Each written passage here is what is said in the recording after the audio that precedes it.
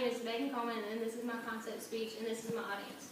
Savannah, Harley, Maggie, Brittany, and Tori. Health in poor countries has been and still is a huge issue today. Many illnesses that have become more prevalent in these poor countries include malaria, HIV, tuberculosis, and diarrhea.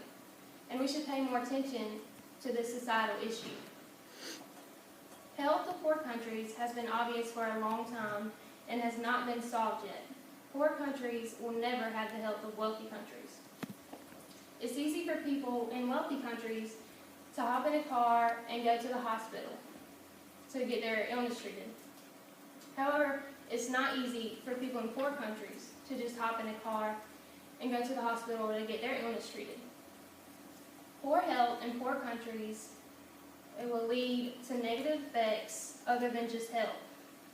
Health is a right that everyone has, but the issue is that this right isn't very established in poor countries. Social determinants also play a huge factor in the health of poor countries.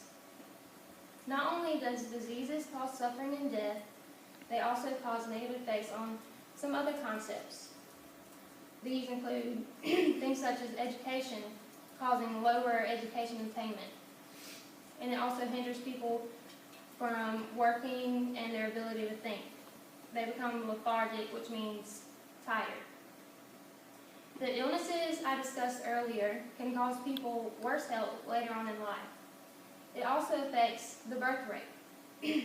Now that you know what it can affect, let's talk about health rights. It may seem like everyone has equal health rights, but this is a problem. Barry Hart, from the article Understanding the Futility of Countries' Obligations for the Health Rights, Realizing Justice for the Global Poor, states that people suffer most from current global resource maldistribution and hence cannot realize their right to basic health services. People in poor countries don't really have the same rights because of global distributive justice and domestic and extraterritorial obligations. The issue is that there's a lack of enforcement of the health rights and a lack of political will. Now that you know why these rights aren't really rights, let's talk about another issue. Another reason that poor health in poor countries is an issue of social determinants of health inequalities. Merrimont, in the article Social Determinants of Health Inequalities, describes poor countries as least advantaged populations. The real issue in poor countries is not being able to control the major diseases that come their way and that kill people. And another issue is poverty. I recently went on a mission trip to Nigeria, and when I went, these people, they're very malnourished. Their water was disgusting. There was mosquitoes everywhere. People, they weren't able to afford the nets, and which caused malaria. And also the water causing the diarrhea and all those other issues. The main issue also that Merrimont points out is social determinants of health.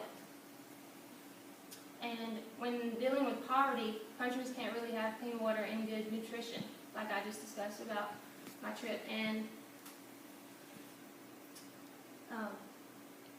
like I said, the food isn't very good. They don't get everything in wealthy countries that we get. They can't just go to the store and buy a fresh bottle of water whenever they need it. And also with the vaccinations, they can't just go to the hospital, like I said earlier, and just get that whenever they need it. There has to be special times for the doctors to come to give those, and luckily that's what we did when we went. We brought the nurses with us to give those vaccinations. These countries, the health in these countries is not good at all, and we really need to focus more on this, and it has negative effects on concepts other than health. The health rights aren't 100% given to citizens in poor countries, and and social determinants of inequalities is an issue. The sad thing is that all of these issues can be resolved with cheap technology. Some progress has been made, though, in the past 60 years. So let's try to make a change. Thank you.